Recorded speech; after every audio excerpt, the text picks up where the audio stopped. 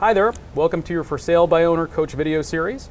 My name is Nate Storm, and this video is all about how to negotiate your home sale. I have two real estate experts with me, Jennifer Enghauser and Laura Bright. Both are sales managers and real estate trainers with homefinder.com. In addition, Jennifer is an active agent with JDA Realty, and Laura's worked in Chicago's real estate marketplace since 1991, originally as an agent with Coldwell Banker. I'm guessing that a homeowner needs to be prepared in order to successfully negotiate their home sale. Jennifer, can you tell us a little bit about that? Absolutely. Before somebody even puts their house on the market, they should run a property and valuation report. This report is going to tell them what their house is worth, and then when somebody comes in with an offer, you should actually run that report again. That report will then tell you what the current price should be for that home, because chances are some people have sold some homes in the neighborhood since the time you listed it. So you want to get the most current price on the home. I bet a lot of homeowners haven't considered pulling comparables before negotiating their home sale. What other common mistakes do buy owners sellers make when negotiating? Well, I think that a lot of people look at the price of the contract and not all the terms. For instance, they need to look at the mortgage contingency. Is it a cash offer? What is the closing date of it? So there are a lot of terms that they need to look at and not just the price. That's a great reminder for all sellers to look at the big picture versus just focusing on the price of the offer. Laura, what other things should homeowners keep in mind when negotiating? Well, Nate, they have to remember they're the buy owner seller. They're not an expert negotiator. So keep your emotions in check.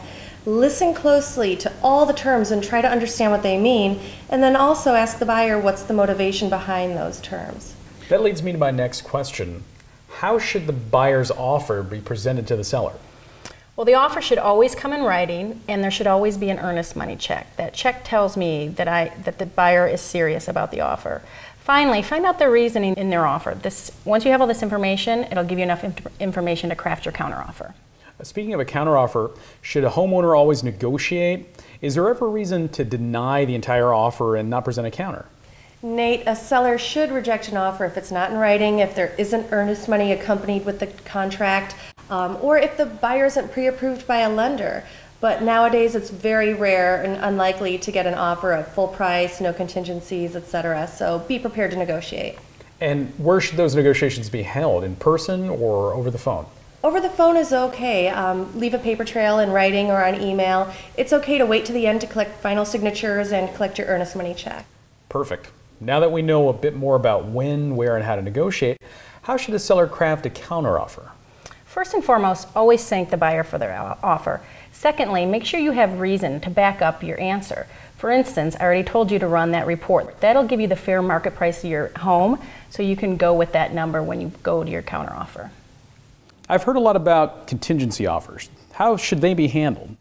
Well, nowadays it's very rare for a seller to accept a sale contingency or a closing contingency with a purchase offer. However, look at all the terms of the contract and really find out what's going to be best for you. Look at it on a case-by-case basis. And what about closing costs? Should homeowners offer to pay them as part of a counteroffer? Homeowners should never offer to pay closing costs up front. If the buyers are asking for it as part of the negotiations and it makes sense, then you can do it. But don't be afraid to hang on to everything that you can.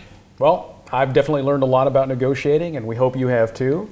A big thank you to Jennifer Enghauser and Laura Bright from homefinder.com for clearly explaining to us how to successfully negotiate your home when selling it by owner.